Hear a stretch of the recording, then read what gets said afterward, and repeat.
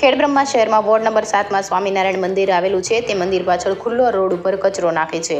તે લોકો ward number 6માં રહે છે. એ લોકો કચરો નાખી જાય છે તેવું ત્યાંના જાગૃત નાગરિકે જણાવ્યું. મંદિરની બાજુમાં પ્રાથમિક શાળા આવેલી છે.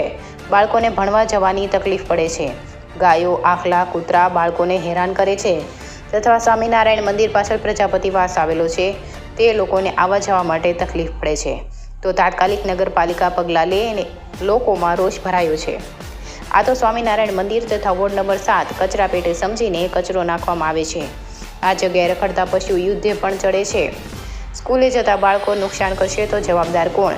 તેમજ કચરાને લીધે રોગચાળો ફાટે તે પહેલાં નગરપાલિકા તંત્ર તપાસ કરીને કચરો ફેંકનાર સામે કાર્યવાહી કરે તેવી જાગૃત નાગરિકોની માંગો ઉઠી. ખેડબ્રહ્મા શહેરમાં સ્વચ્છ અભિયાન માત્ર ને માત્ર કાગળ પર હોય તેવું દેખાઈ રહ્યું છે. સ્વચ્છ અભિયાનને લીરા ઉડી રહ્યા છે. આ જ પરિસ્થિતિ વાસણા રોડ હનુમાનજી મંદિર સામે પ્લાસ્ટિકના કચરાના ઢગ દેખાઈ રહ્યા છે. નગરપાલિકા તંત્ર પગલાં લે તેવી માંગ ઉઠી છે. India 24 news reporter Jayesh Thakor સાથે શૈલેષ પટેલ, સાબરકાંઠા બ્યુરો ચીફ.